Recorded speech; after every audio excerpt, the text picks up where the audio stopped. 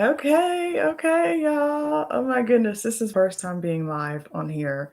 Um, but I'm grateful that I'm live. Me and Liddy were saying how much we needed more followers so we could go live. So I'm happy that YouTube has allowed us to go live. I'm going to make it super short because this topic is already disturbing anyway. Um, I get these subscriptions through my email because I follow this newspaper and they're based in Dallas. I really like them because I feel like they offer their form of journalism is not uh, manipulated in any way. I feel like the people that write at this paper are, they're real journalists and they go and find certain things going on in this area and everywhere else that is really needed. So, anyway, so when I saw this, and I'm just going to pull it up here, when I saw it, I was very disturbed and I really didn't know what to think about it, but feel a sense of gratitude that whatever stops the individual stops them and that it was not successful. And I'll just read a little bit of it here. Oh gosh. Mm, And I immediately felt something in my sacral chakra. I'm actually not going to read it.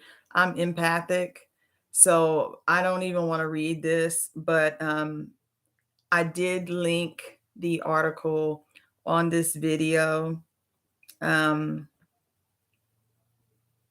but I will say that both the father and daughter were transported to local hospitals by ambulance. Neither of the victims' names were released because the suspect is a juvenile, so her identity is being protected. Um, but essentially, this plan transpired between two friends. Okay. So these two young individuals, these young people, decided that it would be best to just, for lack of better words, off the family, including the pets.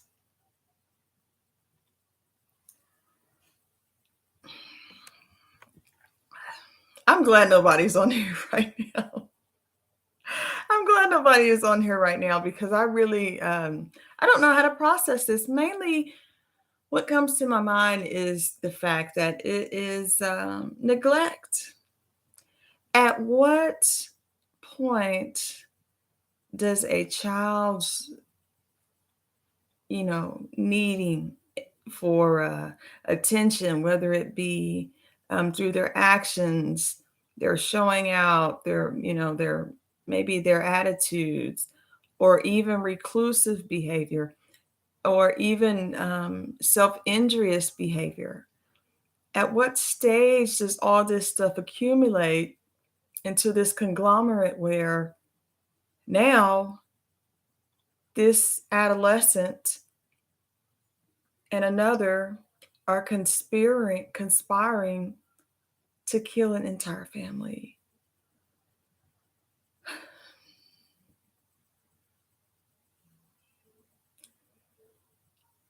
Me and Liddy, and I'm going to be very transparent here. Liddy and I, she was doing me a certain way as a parent. I'm not ashamed about my journey. I am a non-custodial parent and have been for the past 12 years.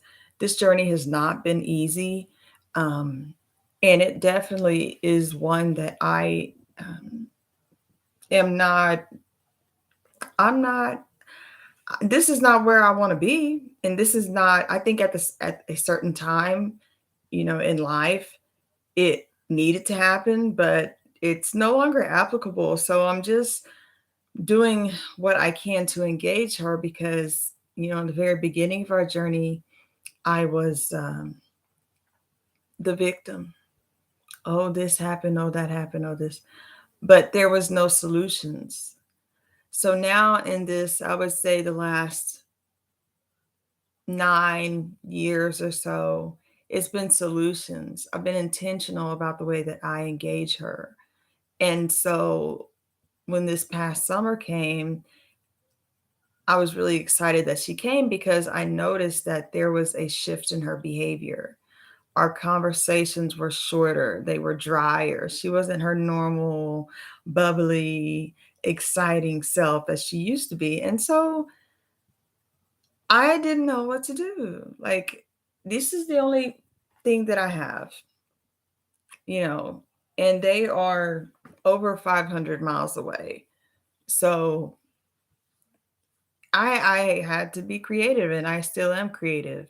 And I believe that that creativity has fostered our bond to what it is. But I can't imagine being under the same roof as a parent and as a child, and the child still not have that sense of connection. I can't imagine that. Maybe because that's not my reality.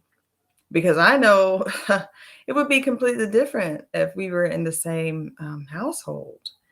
And so I'm not passing judgment on anything, but I'm just saying at what was the catalyst for this? It didn't just happen overnight. I believe that this was a span of time. And this individual, this young person, maybe felt this was the only thing, that would work. And then of course there's several other facets that were not talked about. I'm not going to make any accusations if there was abuse or anything like that, but all I can say is, in my opinion, the heart of the child may have not been cultivated in the way it needed to. And Liddy really showed a light where I had no idea when she was talking about, eventually as a child, you ask for things one way or another, and then eventually you just get used to not getting it, and then you don't even want it anymore. To when a parent tries to engage you or try to do anything, you just don't even care. And I believe that should not, I mean, I understand how it could get that way. A lot of people are overworked and underpaid, having to work several hours to keep food on the table, clothes on the kids' backs, shoes on their feet, a roof over their head. I get that. But the ways that the previous generations have raised children, and today is that cannot be the prototype, the standard anymore. Because I personally believe that the emotional needs of these days children is needing to be more on the emotional side, the energetic side, really getting to the core of the child, hugging them, loving them, and expressing things to them, getting to know their love language. They have the child has so many forces that they're fighting against that we don't know about because we don't see it through their eyes. And so I'm really saddened to hear about this situation, and I am praying for all the families involved. I'm praying for the first responders that had to go and do that. Like I said, I immediately felt it in my stomach. I'm like, no, no, no. I personally, yeah. So, um, but at any rate, I'm really looking forward to any recommendations or any feedback that I get from this live. This is my first live. I'm so excited about my first live. I just wish it would have been something a little more light. When I saw that, as you can see, like, this is night time. I didn't come on to for anything, but I just saw the gravity of that article, and I felt like I need to speak on it because really, candid conversations with Lydia and Laine, really, like I said, um, We started that so that we could bring awareness and to inspire certain conversations that may not be happening in the homes of parents and children. And to see something like this, although very grave and very unfortunate, it actually solidifies my belief in my passion in the fact that my messaging and the things that I envision myself doing with the youth is needed. It is needed. And I'm not making this about me at all. I'm just saying, like, out loud and in front of anyone that's watching, like, um, I am looking to partner with change agents. This is not a single effort.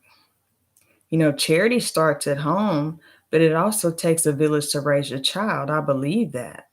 I believe that people get stressed out raising kids, especially multiple kids, and I just have one. And as I just told y'all, not even all the time. So I can only imagine multiple children, probably stair step age, all sorts of personalities. I get it. But that is why we must collectively come together, because at the end of all this, these children are going to be raising us, not raising us, I'm sorry, but taking care of us. We're going to get old. And one day the shoe will be on the other foot. And we will reap all the poisons or all the love that we've sown into these children. It's going to come full circle. And like I said, I'm just grateful for this opportunity to be live. Liddy is not here, of course, but she is doing her school has which I think is kind of odd. It is a 3-day outdoor camp. So essentially, she and her classmates are in some natural reserve, and they will be there for 3 days. She left today, and I know she is very excited. And I trust that when she finishes and comes back, that she'll have some stories about the wilderness. And also, I'll go into detail now that I know I can go live. Maybe I will do something else just to talk to everyone about what Lydia and I have talked about as far as continuing our segment. And I have so many more to release. So, you guys, I really appreciate you being patient and understanding, you know, as far as the consistency. I'm doing my best, but I realize that the few that I am reaching and that Liddy has reached with her voice, it is purposely uh, done, and that I pray that it reaches the heart of who needed it at that time. So I appreciate your attention whenever you may watch this.